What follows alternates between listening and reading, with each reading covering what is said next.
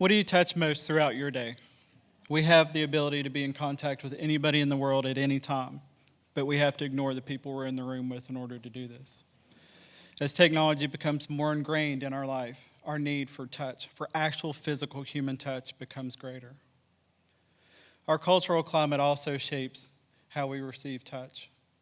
Touching each other in an age of such seemingly pervasive sexual abuse no longer seems safe. And we are led to believe that the only context for touch that's acceptable is either sex or violence. There seems to be no safe place left for touch in our world anymore. The cost of touch apprehension is even affecting our children, as touch screens replace actual human touch despite the many studies that have shown the detrimental effects that technology has on a developing brain. It's widely accepted that newborns need touch in order to thrive, but our need for touch doesn't diminish as we grow older. The cost of not touching each other comes both physically and mentally. The signs of touch deprivation are aggression, lack of compassion, anxiety, and depression. And you don't have to look far anywhere in this world to find those problems every day. Now, whether it's a hug, a handshake, or a pat on the back, we use touch to celebrate the joy in our lives, just as we use it to console each other in its darkest moments. Recovering our relationship with healthy touch reminds us that we're not alone and reinforces the fabric of our own humanity. Now, I've been a licensed massage therapist for over 2 decades. Licensed. I've actually been doing it since I was like 8. And the things that I've learned in this time, I've worked with chiropractors, I've worked with in spas in many different settings, and the thing that I find the most important is that I can create a space where my patients can receive touch in a way that heals them. My affinity for touch has always been very strong. As a kid, I was the one always taking my toys apart, constantly getting dirty, always playing with anything I could get my hands on. Phrases like "stop touching that" and "put that down" were ones I heard all the time, and I still do. I realized 2 things about touch very early on. First, after rubbing Mom's feet, she would pretty much let me do whatever I wanted. My partner will tell you this still works. And secondly, after discovering pressure points, my brother's interest in picking on me became very much diminished. But as I grew older, I started to appreciate the connection between our body, our mind, and our emotions. And I became fascinated with those connections and how touch and the need for touch is felt through all these layers, whether we realize it or not. It's always there.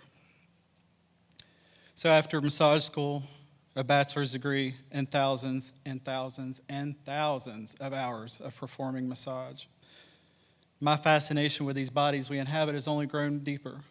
And what I knew innately as a child has only been reinforced, that touch is as essential to our health as the food we eat and the air we breathe. Now, you can imagine being blind, and you can imagine being deaf, but for a second, imagine your life without touch. It's almost impossible. It's our first sense to develop. We are so wired for touch that a study in the 50s showed that if given the options of being cuddled or being fed, primates will almost always take the cuddle. Touch shapes our relationships in the world around us in a physical sense, but in a social sense. The touch that we receive as a child or don't receive as a child has a lasting effect for the rest of our lives and dictates how we relate to the world around us. Touch is such an indicator of health. Suffering from loneliness has also been shown to increase our risk of Alzheimer's disease. And our brain processes touch in 2 ways. The first is very practical. It's location and pressure. The second is more subtle. It's more about emotional content and social context. That's why a hug from a stranger and a hug from a family member both feel very different, despite being the same thing physically. And for people who find themselves in a life without touch, there are touch therapies now that are more popular than ever. Sessions with a professional cuddler, receiving a massage maybe. Even the ability to rent a pet for a few hours can be a safe place to get that contact that we crave as humans. One of the most basic concepts you have to understand about touch is understanding boundaries. Even with those people you're intimately familiar with, not everybody wants to be touched all the time. And in our culture, where there's such stigma attached with touch, skipping this step can create an environment that is completely opposed to the healing space that you want to create. Touch is the most basic act of service we can provide and requires 3 simple things: communication of your needs, the intention to actually help someone, and the ability to pay attention to how your touch is being received and how you feel in touching the other person. Learning to receive touch is the most healing aspect, and it is something that has to be learned. Relinquishing that control, allowing your walls to fall away, and accepting the intent of those around you. For me, this is actually the aspect of touch I find the most daunting, and I've always struggled with letting go of that control. I'm a little bit of a control freak. But learning to receive touch softens us. It creates a space within us that reminds us of what life is like to be a child, to allow yourself to really enjoy that without the attachments and the judgment and the expectation that our culture puts on touch so often.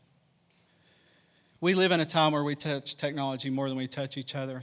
That's plain to see. But as we move through this, I ask you to please look at your relationship with touch. Open yourself to touch, to those around you, and how touch is at work in your life. We need more connections these days, not fewer. Thank you.